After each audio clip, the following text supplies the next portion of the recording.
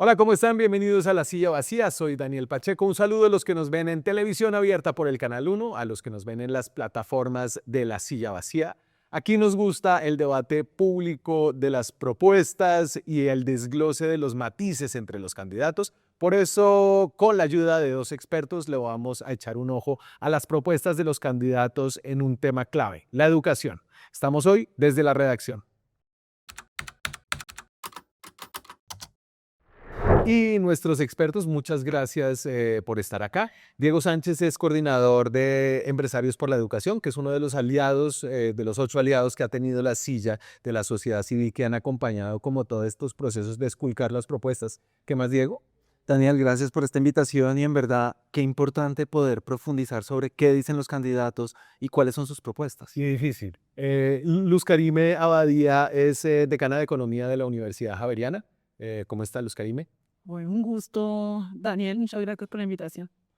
Ustedes, cuénteme un poquito su experticia en educación y empresarios por la educación. Empresarios es una red de conocimiento que lleva cerca de más de 20 años trabajando por la educación pública y cómo se pueden movilizar los indicadores. Sí. Nuestra teoría de cambio es cómo Colombia puede dar un salto en la educación de calidad y cuáles son esas palancas que tenemos que agarrar para que mejoremos en educación. ¿Y por qué los economistas hablan de educación? Qué buena pregunta, Daniel, porque la economía es una ciencia social, entonces analiza todos los fenómenos sociales porque tienen impacto en la vida de las personas.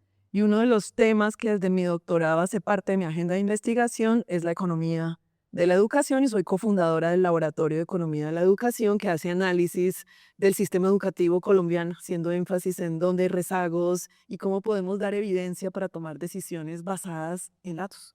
Porque la educación se mide y hay varias formas de medirla, hay pruebas estandarizadas, hay... Evaluación de políticas públicas para saber si tienen impacto, dónde poner un peso de presupuesto tiene más. y la educación tiene más o menos el 30% del presupuesto. ¿O no? 88 billones este año.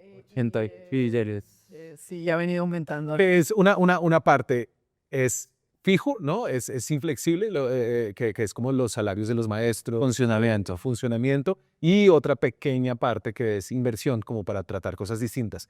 Entro a los programas y a las propuestas, como que ha sido una campaña no de propuestas, ¿no? Esta no, al menos, no va a ser recordada como la campaña de las propuestas. No sé si muchas son. Pero entro con Iván Cepeda. Iván Cepeda ha hecho sus propuestas a través de varios discursos que ha dado y ese es hasta ahora como el programa de su campaña, sus discursos, lo que es paradójico, pues porque un programa de gobierno necesita como del concurso de una cantidad de gente. Creo que eso se nota en algunas de las propuestas. Matrículas gratuitas en la universidad pública, dice Iván Cepeda. Aquí en nuestro aplicativo pueden ver exactamente cómo lo dijo en un video de YouTube de donde sale su discurso. Entonces, esto fue lo que extraímos como una propuesta. Yo creo que hablar de la matrícula gratuita pues es una cosa que ya hoy tenemos. Esto empezó, digamos, en el gobierno anterior, en gobierno Duque. Se ha venido extendiendo a distintos niveles educativos. Pero hay una conversación que hay que poner sobre la mesa y es, por supuesto, temas de acceso son importantes, ampliar la oferta en otros territorios es crítico, pero tenemos que hablar también de calidad y de otros factores que no están sobre la mesa, sobre la gobernanza, sobre los modelos de financiación. Entonces, nosotros tenemos un sistema mixto en Colombia y la educación es un servicio público, que lo ofertan tanto privados como públicos. Entonces, eso es crítico poderlo entender y esa diferenciación que hay. Y además, poder comprender que transitar por la universidad no es solamente acceder a la universidad, es para qué esto, cómo esto se traduce en mi proyecto de vida. Sí. Esto para qué me sirve para desarrollar habilidades a lo largo de la vida, para emprender, para florecer, para hacer lo que cada persona quiera hacer. Y la pregunta es, ¿estamos garantizando eso para nuestros jóvenes en el sistema? Luz Karime, hay como una discusión, creo que aquí a veces los economistas no los quieren mucho porque dicen cosas que son poco populares. Entonces, los políticos dicen educación gratuita para todo el mundo. Y los economistas dicen, no regale algo que alguien sí puede pagar porque eso hace que las brechas de desigualdad sean incluso más altas, ¿no? Si usted hace que la universidad sea gratuita para todo el mundo, las personas de pronto de estratos 3, 4, 5 van a decir, no, bueno, yo entro a la universidad pública y como tengo y he podido pagar por mi lugar en el mundo una educación de más calidad, soy mejor que los de estrato 1, 2 y 3, que quizás por falta de recursos no han tenido una buena educación básica y media. Entonces ahí hay como una desigualdad y termina siendo como una propuesta que amplía las desigualdades de manera poco intuitiva, digamos. Has tocado, yo creo que el punto relevante y es el tema de la focalización. Obviamente es ideal decir que en un país queremos educación gratuita y de buena calidad para todo el que quiera, Sí. en todos los niveles educativos. En Colombia ya existe educación gratuita en básica y media. Sé que la propuesta del candidato Cepeda es en la educación superior, también existe desde el gobierno Duque. Pero ¿qué pasa? En todas las universidades públicas Sí, es gratis pregrado, la matrícula. pregrado. El pregrado. Es gratis, Y completamente. se empezó a focalizar primero 2 y 3. Empezó en el gobierno Duque focalizando por estratos, que no es una buena medida, pero listo, estratos 1, 2 y 3, pero este gobierno ha venido ampliando el literal para todos. Entonces, ¿qué pasa en un país que tiene tantas necesidades sociales, que tiene tantas brechas en educación, que todavía en educación superior la mitad se queda sin acceder y de hecho la mitad de los que acceden deserta? Entonces, tenemos un problema gravísimo de acceso, no solo de calidad. Si yo digo que educación gratuita para todos y que además no estoy focalizando, pues estoy invirtiendo los recursos de una manera no debida. Claro, porque a alguien le hay que Impacto. pagar. O sea, si no lo paga el estudiante, alguien igual lo tiene que pagar, ¿no? Claro, gratuito quiere decir para el estudiante, pero no para la sociedad, porque de hecho la inversión es bastante grande en sostener las universidades públicas. El tema está en la focalización porque somos un país que tiene un problema fiscal hoy en día muy, muy grande. Entonces, la primera pregunta que yo diría, bueno, ya la educación es gratuita, entonces, ¿qué es lo que quiere proponer exactamente? Y lo segundo que yo diría es, incluso si la educación de verdad es gratuita para todos en Colombia, en educación superior, pregrado, tenemos un problema de oferta, tenemos un problema de capacidad de las instituciones de educación superior públicas. Las universidades grandes, incluso las pequeñas, están a tope. Entonces, para yo poder ampliar cupos necesito sillas. De hecho, lo que se ha visto en este gobierno es que en realidad esa promesa no es que haya aumentado mucho, ha aumentado en programas virtuales, que es una modalidad interesante, nos preocupa la calidad, pero no está siendo realmente efectiva y además porque la oferta en efecto no llega a todos los territorios del país. Quiero pasar por al menos los primeros 5 candidatos y luego intentar a volver sobre los 3 primeros en una segunda propuesta. Esta es de Abelardo de la Espriella, que nuestro ponderador es el segundo, el ponderador de encuestas de la silla. Cero adoctrinamiento, eliminación de ideologías extremas del sistema educativo. Le pregunto, Diego, ¿existe un adoctrinamiento y ideologías extremas en el sistema educativo? Yo creo que hay que entender bien cómo funciona el sistema educativo en Colombia y nosotros somos descentralizados pedagógicamente de acuerdo a la ley 115. Y eso es relevante, es decir, que cada escuela tiene autonomía para decidir sobre su currículo, sobre sus materiales pedagógicos, sobre qué se enseña al interior. Entonces, cuando hablamos de cero adoctrinamiento, hay que entender, y la pregunta detrás para el candidato es, ¿esto qué significa operativamente? ¿Qué significa el adoctrinamiento? ¿Cómo se está adoctrinando? Nosotros tenemos unos estándares básicos de competencias desde el Ministerio de Educación y los derechos básicos de aprendizaje. ¿Qué tiene que aprender cada niño en cada año? No está específicamente desarrollado, son qué competencias debe desarrollar. Ese es un tema súper clave que uno no entiende acerca de cómo funciona nuestro sistema educativo. Aquí está como liderado por una escuela de pensamiento que se llama la revolución pedagógica, como la idea de que el maestro puede tener como una gran libertad dentro del aula para cumplir con unas competencias básicas y que no es como, yo que sé, unos países como Francia, donde usted tiene un currículo y usted realmente, el profesor, no se puede mover demasiado de eso. Nosotros el año pasado conversamos con Andrés Laker sobre el director de las pruebas PISA en el mundo y de educación de la OCDE y hablaba sobre, debemos tener un currículo, hay que tener un currículo, hay países que lo tienen, hay países que no. Lo que sí es que estamos muy atrás con lo que se debe enseñar hoy por hoy en las escuelas. Cómo estamos incorporando inteligencia artificial en pensamiento crítico. Sí. Cómo enseñamos a diferenciar a nuestros jóvenes y cómo incluimos, por ejemplo, el tema de habilidades sociales y emocionales, no en una clase de habilidades sociales y emocionales, sino cómo lo incorporamos en matemáticas, en lenguaje, en ciencias sociales o en ciencias naturales. Hay posiciones muy variopintas en el sector sobre si hay que tener un currículo. Hay otros que dicen, ¿Usted qué cree? no hay que tenerlo. Yo creo que tenemos unos estándares de competencias fortalecidos, pero tenemos que traerlos al presente y tenemos que fortalecer a nuestros maestros para que ellos puedan tener un muy buen delivery. Y cuando les preguntamos a los maestros que qué necesitan en una encuesta que hicimos, lo primero que dicen son materiales pedagógicos. Pero Nos entonces, demandan eso. para usted, eliminar el adoctrinamiento es una prioridad en el sistema educativo. Yo creo que el sistema tiene muchos retos de manera orgánica y sistémica y no la estamos abordando. Eso no es uno de los focos. Yo creo, a mí me encantaría saber exactamente a qué se refiere.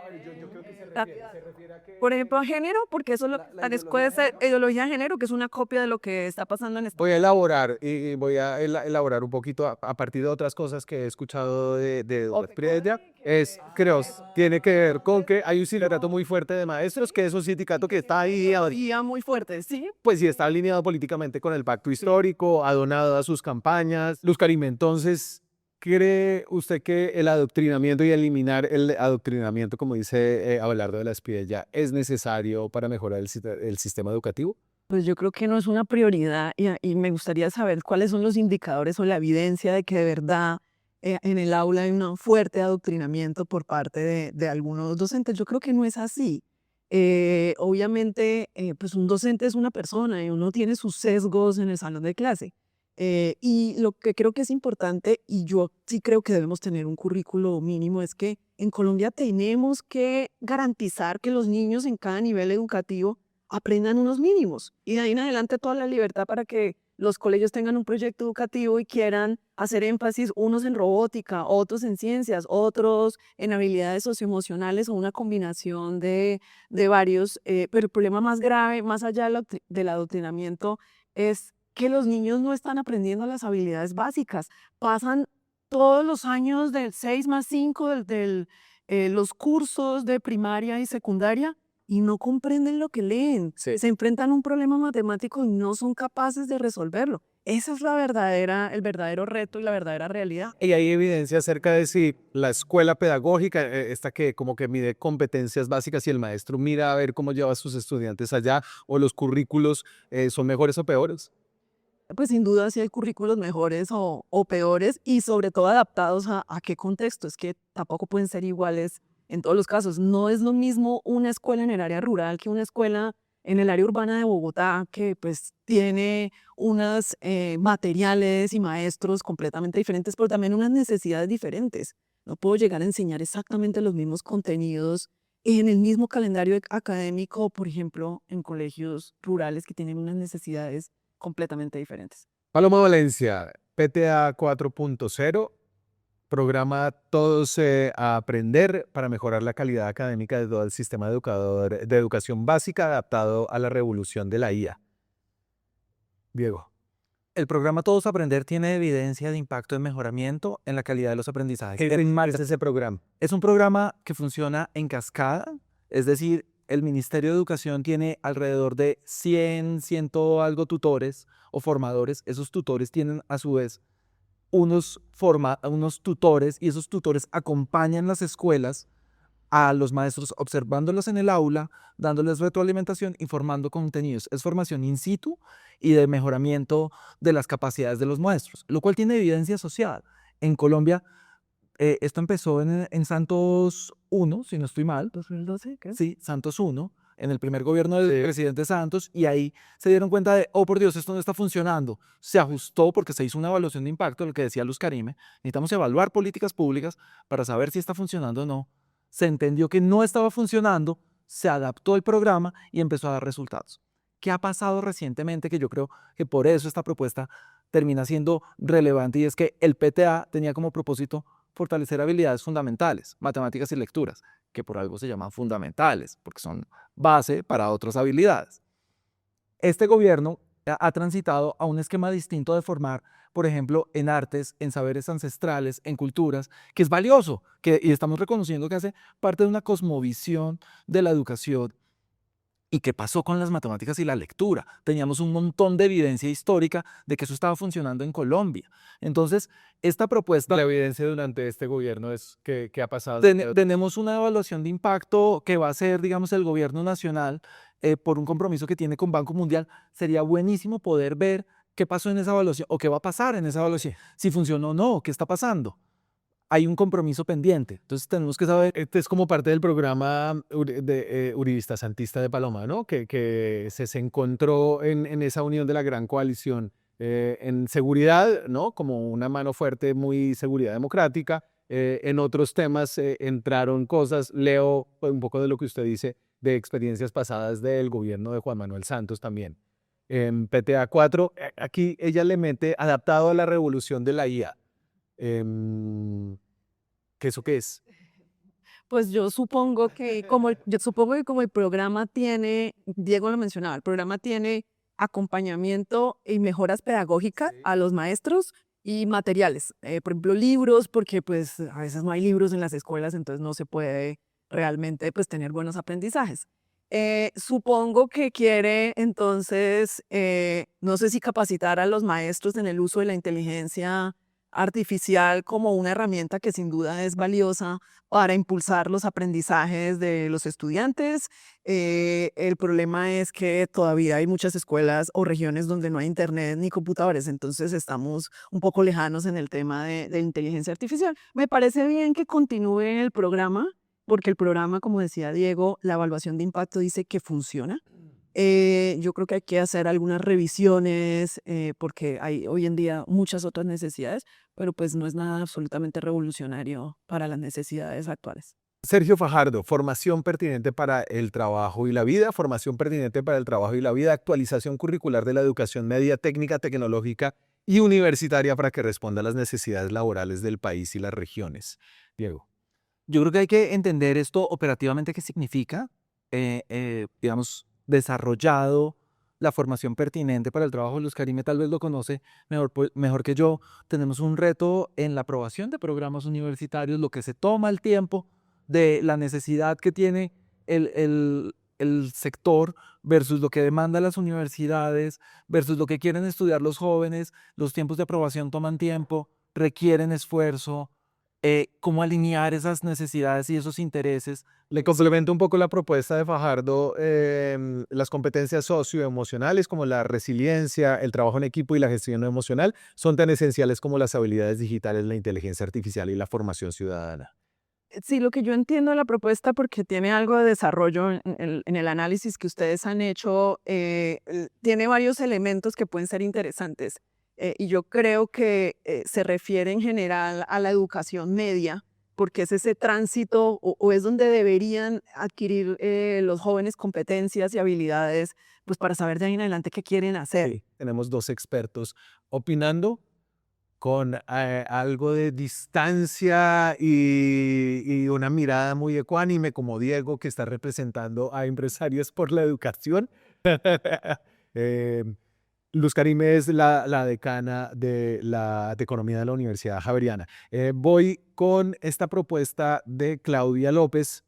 A ver, y recojo algo de Fajardo, lo de es importante hablar de la pertinencia para el trabajo de la educación, porque siento un debate en que la educación es más como un ejercicio liberador del ser humano y del individuo, y que pensarlo para lo que deben ser como el trabajo es como someter a un esquema capitalista a los jóvenes que quieren un poco buscar su camino en el mundo. A mí me parece que es una falsa disyuntiva, porque cuando uno habla de educación, pues para que tenga un propósito, la mayoría de la gente quiere tener un empleo porque eso le da calidad de vida. Entonces eso es parte de la vida, entonces yo no puedo separar el trabajo de la vida. Por tanto, yo sí creo que el sistema educativo está en la obligación de dar unas habilidades básicas para el mercado laboral y para ser buen ciudadano y para poderte defender como individuo en una sociedad en la que necesitas herramientas. Y Colombia está muy lejos de tener un sistema educativo que realmente dé las habilidades que necesitamos y hay muchísimo desempleo juvenil. ¿Qué es el propósito de la educación? Desarrollar a las personas en todos sus frentes. Un funcionario público también es un empleado, un emprendedor está empleado en sí mismo. Entonces, también satanizar al trabajo en sí mismo termina siendo injusto, digamos, con lo que significa para el proyecto de vida de las personas. Las personas pueden emprender, pueden ser artistas, pero también necesitan un ingreso que les permita desarrollarse potencialmente, que es el propósito de la educación liberal. La educación liberal, como nace hace muchos años, era desarrollarse completamente en habilidades en sociedad, en habilidades conmigo mismo, en habilidades en mi relación con el entorno, ser hacer, saber hacer. Eso es la educación. Claudia López, sí, un sistema de educación posmedia con 1 millón de becas pertinentes para cada región, dice en la propuesta. Diego. Hoy tenemos 2,5 millones de estudiantes, 2,400,000 estudiantes en educación posmedia, o sea, universitaria, técnica, tecnológica. Y aquí no estoy seguro si en esta propuesta entra educación para el trabajo y el desarrollo humano. Entonces, por supuesto, la educación y 1 millón de becas es crítico que sean pertinentes. Es ahí donde está el lapsus. Pero nos tenemos que ir a que solo el 50% de los jóvenes en educación media está en la edad que tiene que estar. Entonces tenemos un problema para atrás. Entonces perder de vista. Media es 10º y 11. 10º y 11. Grado 10º y 11. Listo, entonces es básica, que es todo primaria. Primaria y secundaria, que va de primero a noveno. Ok, ok. Y después educación superior. Sí, es o técnica o profesional. Claro, los jóvenes, por supuesto, son un punto importantísimo. Cerca de 2,6 millones de jóvenes no estudian ni trabajan en Colombia, y yo creo que esta es una conversación relevante para el país. Sí. Tenemos un potencial enorme ahí, pero tenemos que irnos para atrás, porque no solo lo puedo solucionar en la etapa posmedia, porque si no están llegando a la media y no tienen las habilidades para enfrentarse a educación posmedia, es decir, no comprenden un texto, no lo leen, no entienden problemas matemáticos, no pueden resolver habilidades, pues la educación pertinente va a entrar en conflicto porque no va a tener las capacidades. Entonces, no es atender un punto de la cadena, sino también me tengo que ir para atrás y ver un tema que hay que abordar en las campañas, y es un tema mucho más sistémico. Las becas ha sido muy debatido en Colombia y es como un subsidio estatal, ¿cierto? Una beca, habría que ver el esquema y en dónde la puede tomar, ¿no? Y si termina siendo como un subsidio estatal que va a financiar a un sector educativo privado que tiene una crisis, pues por la crisis que tiene todo el sector educativo, por la caída en la natalidad, hay menos niños, menos universitarios. ¿Usted ahí qué ve? A ver, primero me parece bien importante hablar de educación posmedia, porque es reconocer que el único camino no es la educación superior profesional y que todos tenemos que ir como por el mismo camino, a la universidad, a un programa de pregrado universitario.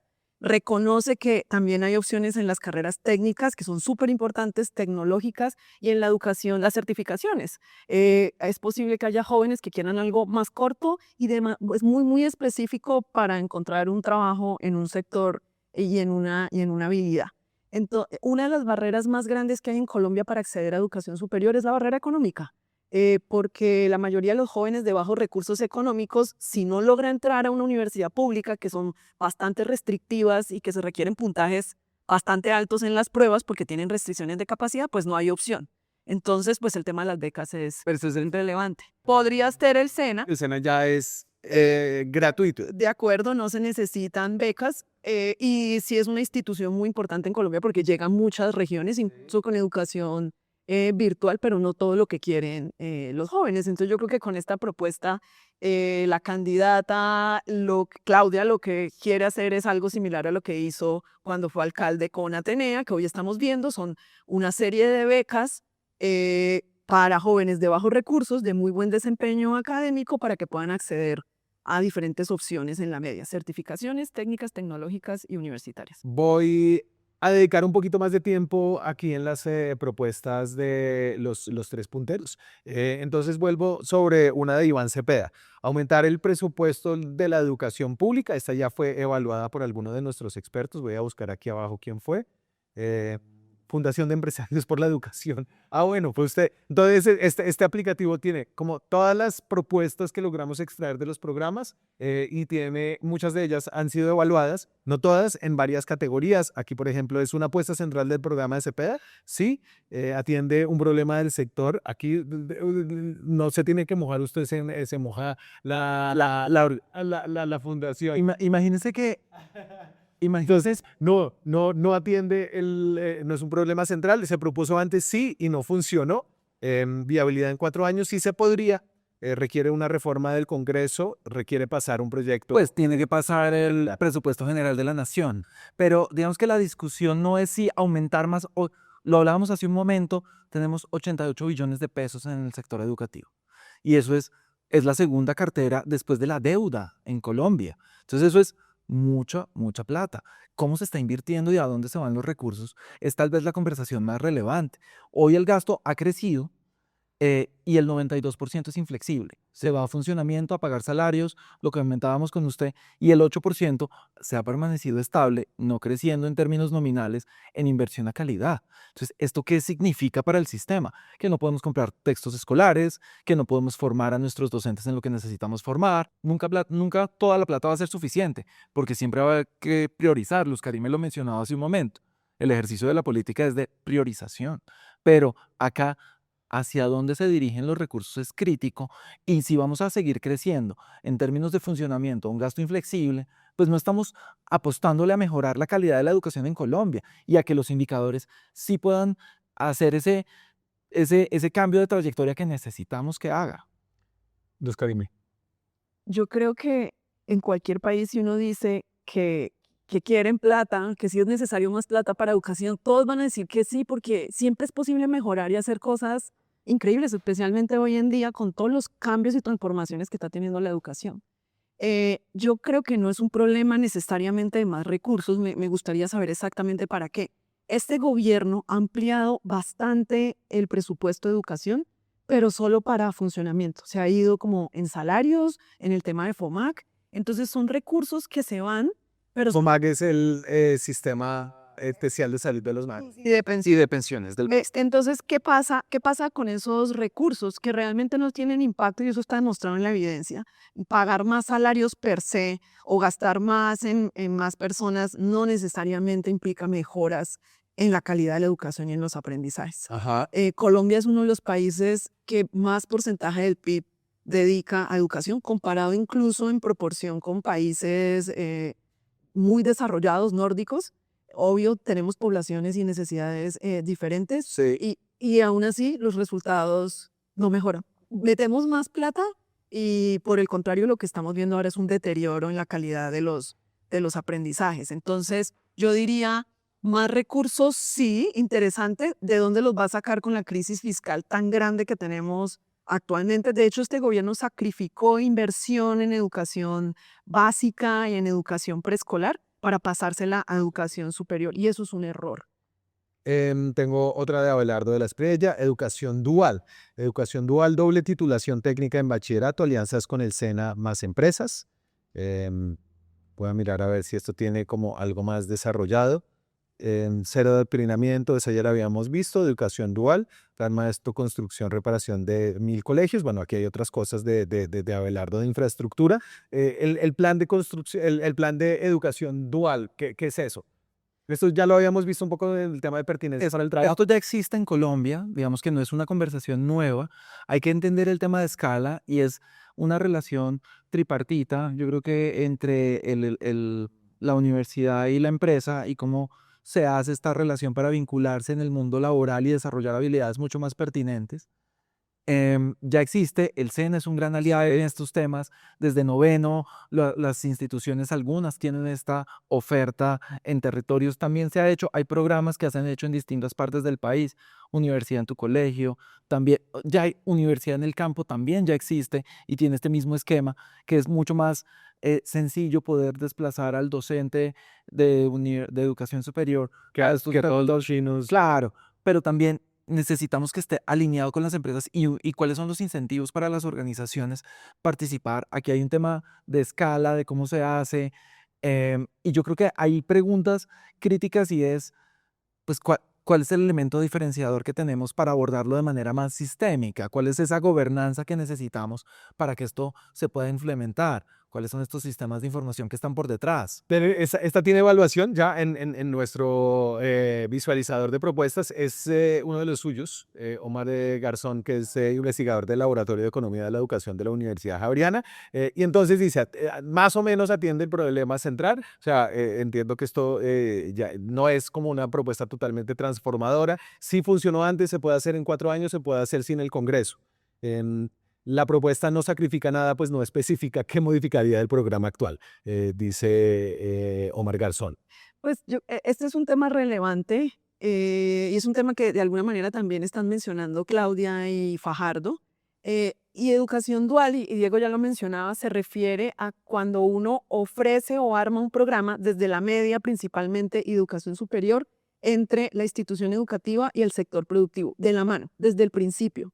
Es decir, que tiene un componente aplicado y práctico muy grande, lo cual en países como Alemania, este modelo es súper famoso y muy bien estructurado. La mayoría de los jóvenes sale prácticamente a trabajar o a desarrollar un oficio porque el programa está diseñado en conjunto con las empresas. Entonces a la empresa le conviene porque está formando muy a la medida el capital que necesita, y a los alumnos les gusta muchísimo porque es muy aplicado.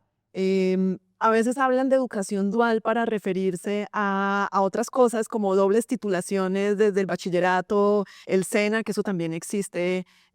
Bogotá creo que ha implementado varios de estos programas. Entonces es interesante, ya existe, ya lo desarrollan algunas regiones o hay políticas relacionadas.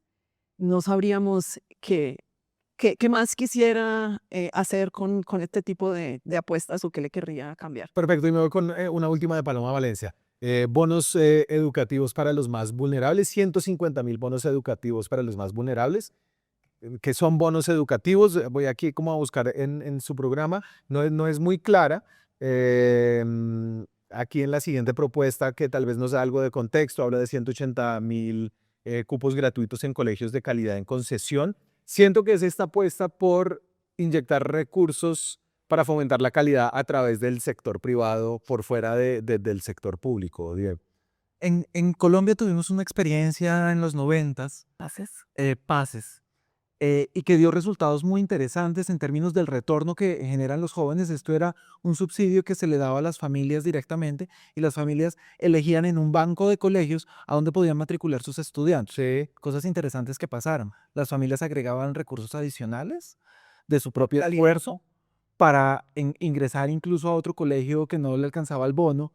Entonces aquí había una motivación intrínseca, los resultados y se hizo una evaluación de impacto que siguió, es una evaluación en el tiempo que siguió el proceso de estos jóvenes. ¿También es economista? Yo soy un economista. En el tiempo y educador, ante todo.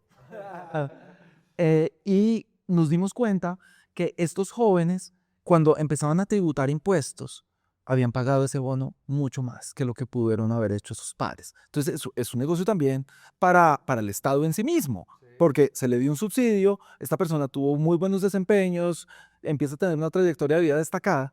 Claro, ahora analizando el programa de la candidata, hay cosas claves, y es, tenemos regiones del país donde no hay oferta privada. Tenemos que fortalecer la educación pública. Hay regiones donde no hay ningún tipo de esta oferta. Entonces, no es solamente fortalecer los bonos educativos como una opción, sino cómo fortalecemos la educación pública en este proceso, y a los maestros con materiales. Entonces, es una conversación de no me voy solo por el sector privado, no me voy solo por el sector público. Es que en Colombia nuestro servicio es ofertado por los dos, es un servicio público. Esta política se basa en un hecho que pues, es una realidad en Colombia, y es que en promedio los colegios privados son de mejor calidad en términos de pruebas Saber 11 y de resultados académicos. Entonces es una política que está ya evaluada porque ya se implementó. PACES fue una política que tiene muy buena evaluación de impacto, pero es una política que no resuelve el problema estructural.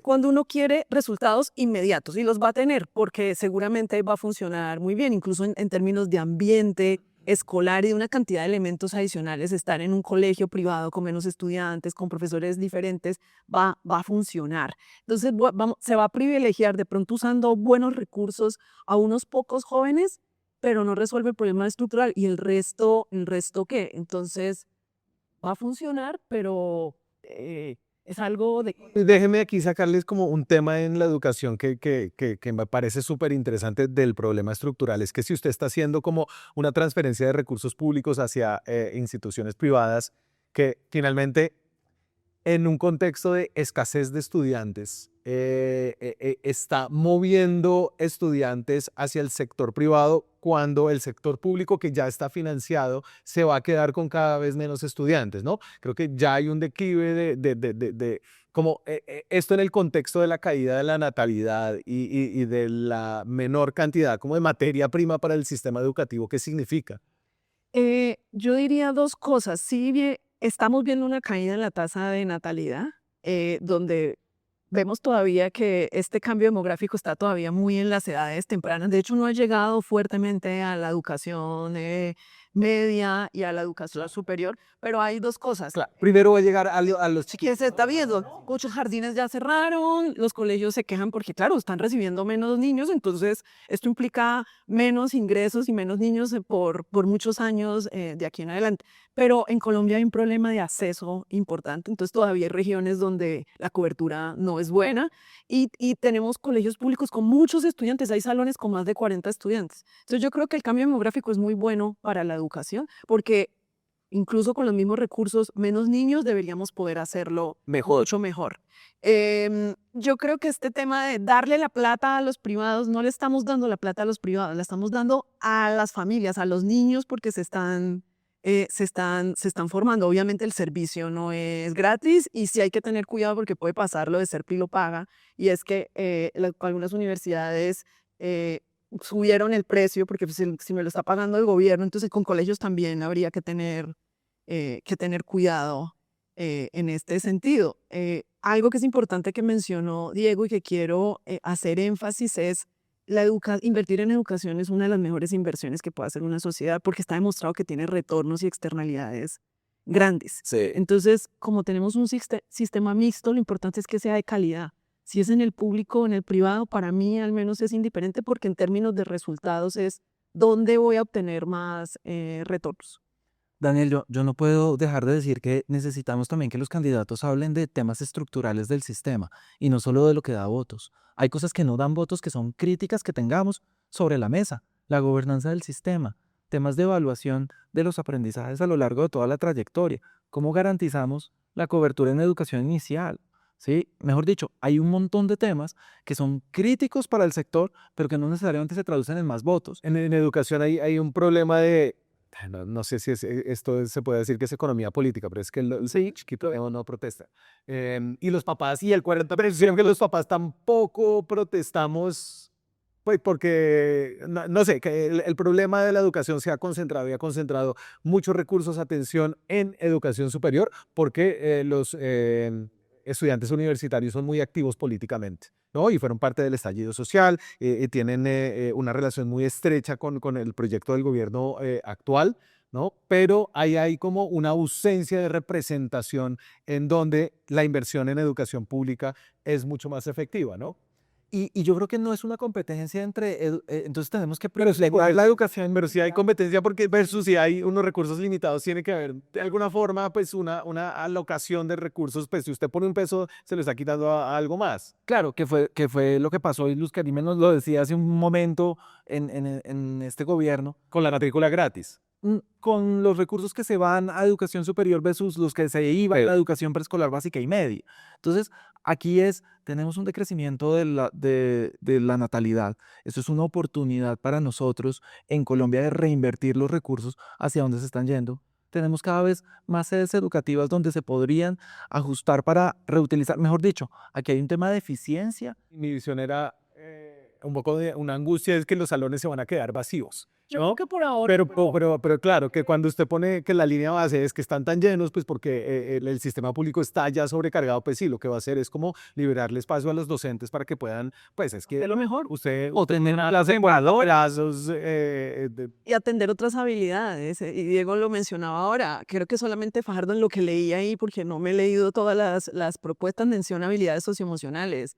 Creo que nadie más está centrado o ha mencionado otros temas centrales que, como decía Diego, pues no son populares, entonces no se mencionan. Muchas gracias a ambos. Muchas gracias a ustedes por acompañarnos en esta inmersión sectorial en las propuestas de los candidatos presidenciales. Seguiremos por este camino en otros temas. Suscríbanse al canal, activen la campanita, hagan parte de esta comunidad. Nos gusta el debate público nutrido, con matices, con propuestas y además de peleas y todo también nos gusta, ¿no? Pero las propuestas son importantes. Chao, que estén bien. Hacer periodismo independiente cuesta. Cada suscripción a este canal nos permite financiar historias que revelan patrones, intereses y otras dinámicas de poder que otros no cuentan. Suscríbase y sea parte de la comunidad que apoya a La Silla Vacía.